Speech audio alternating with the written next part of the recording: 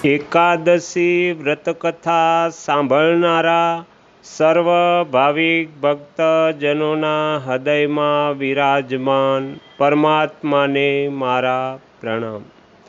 આજે આપણે ચૈત્ર મહિનાના વદ પક્ષમાં જે એકાદશી આવે છે વરુથીની, તે એકાદશીની વ્રતકથા સાંભળીશું। વરુથીની એકાદશી જો ઉપવાસ ના થઈ શકે તો આ વ્રતકથા વાંચવા અને સાંભળવા માત્રથી સહસ્ત્ર ગૌદાનનું ફળ મળે છે અને મનુષ્ય બધા પાપોથી મુક્ત થઈ વિષ્ણુ લોકમાં પ્રતિષ્ઠિત થાય છે। હરિ ઓમ। યુધિષ્ઠિર પૂછે છે, વાસુદેવ, ચૈત્ર માસના કૃષ્ણ પક્ષ વદ પક્ષમાં કઈ એકાદશી હોય છે? કૃપા કરી એનો મહિમા જણાવો।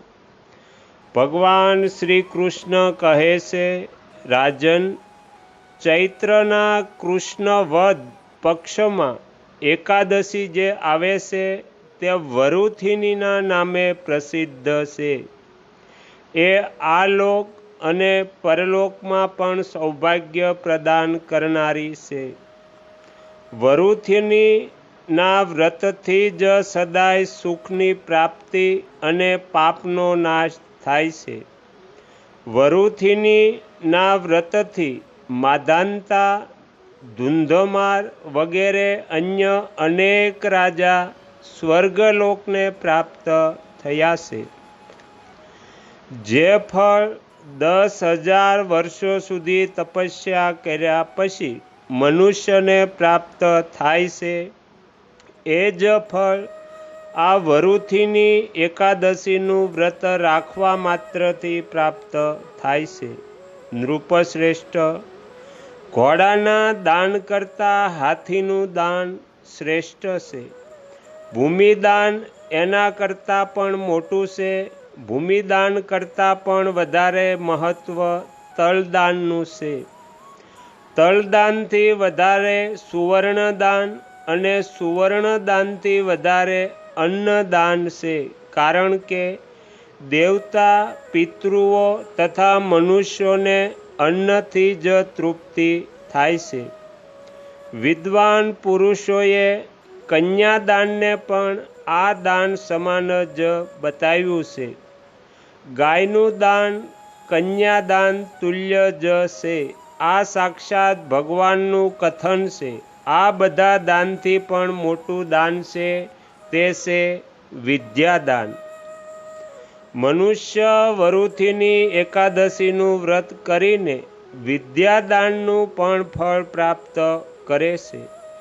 જે લોકો પાપથી મોહિત થઈને કન્યાના ધનથી આજીવિકા ચલાવે છે, તેઓ પુણ્યનો ક્ષય થતાં યાતનામય નરકમાં પડે છે। આથી સર્વ પ્રકારના પ્રયત્નો કરીને કન્યાના ધનથી બચવું જોઈએ, એને પોતાના કામમાં ન લેવું જોઈએ। જેઓ પોતાની શક્તિ પ્રમાણે પોતાની કન્યાને આભૂષણોથી વિભૂષિત કરીને પવિત્ર ભાવથી કન્યાનું દાન કરે છે, એમના પુણ્યની સંખ્યા બતાવવામાં ચિત્રગુપ્ત પણ અસમર્થ છે। વરુથીની એકાદશી કરીને પણ મનુષ્ય એના જેવું જ ફળ પ્રાપ્ત કરે છે।